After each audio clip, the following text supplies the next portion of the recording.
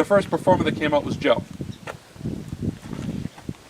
Joe, I had seen your videos online, and it was obvious that you were going to wow the crowd.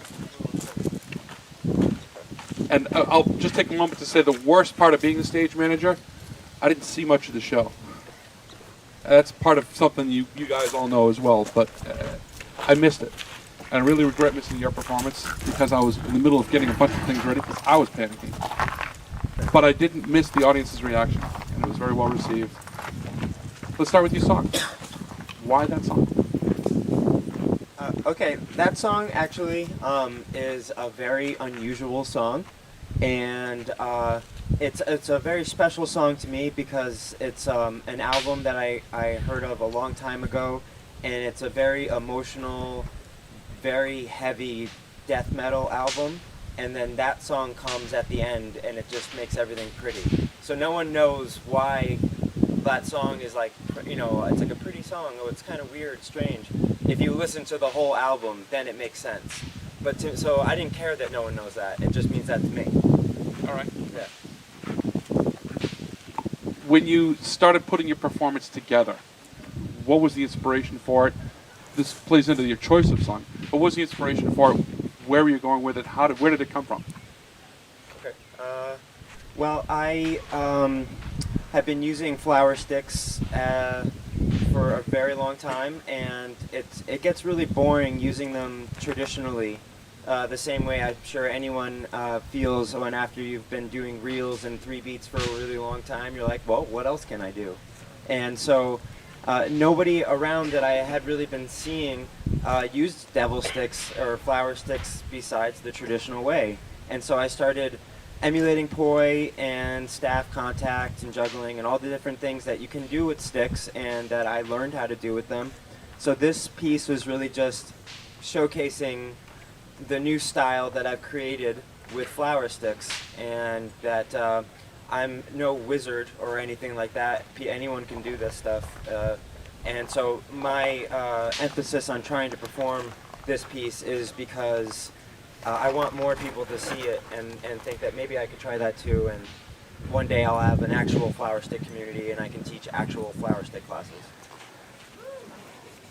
And last couple of questions. I want to lead you a little bit with this.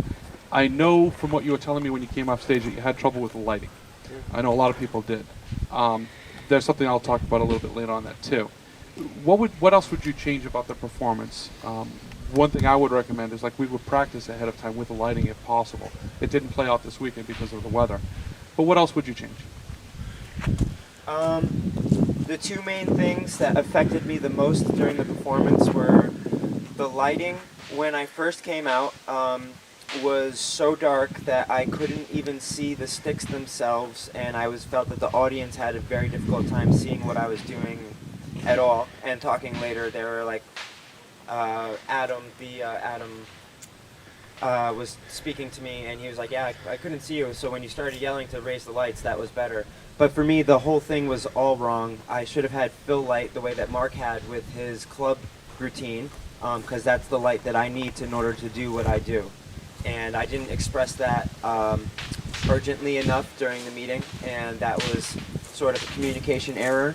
And because of it, basically I performed not being able to see what I'm doing, or just basically like, I think this is working, so I'm just going to keep going.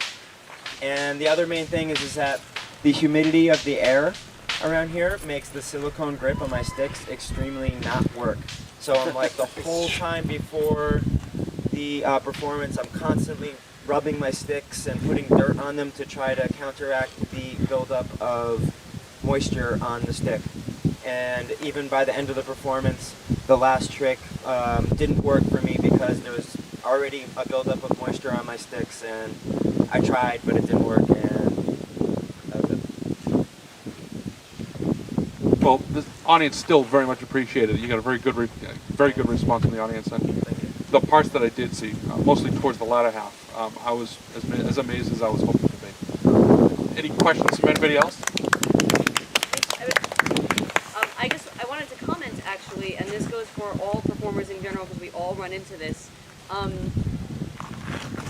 I wouldn't have noticed if you didn't look so frustrated at the end of this like epic thing that I was like, yeah, yeah, and then you looked a little frustrated at the end, and and that's okay, and like being like Fire family, that's fine for it here, but when in general performing, like if you don't do that, people sort of just glaze over it, and they're just going to continue remembering all of the epic shit. I didn't particularly notice, I don't know what you were trying to do, but you were doing something, and I was excited about what you were doing. So whatever was going on in your head, had that not come out in your frustrated face, I probably would have had absolutely no idea.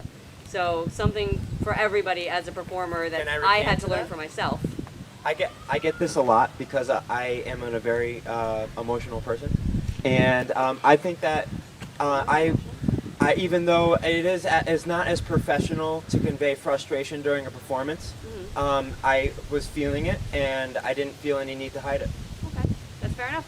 Yeah. Awesome. Thank you. To back up what Lisa was saying, to be honest, as I was staying way off on the right, I couldn't see your face. I was only seeing from the side. And yeah, I could see that the light was low, and I could see that you were having some trouble with it.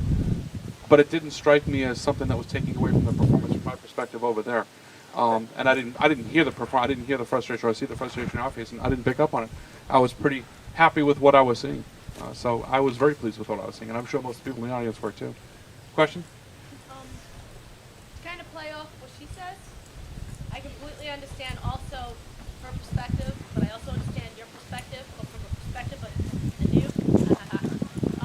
I have to say, it's not that I root for people who are good at what they do to fail, but it's really good as a noob to see that people who are still good at what they do make mistakes, and that they get as mad at themselves as I get mad at myself when I have. Yes. The comment was that the noobs in the audience Yes. like seeing that the immortals in front of us are actually human.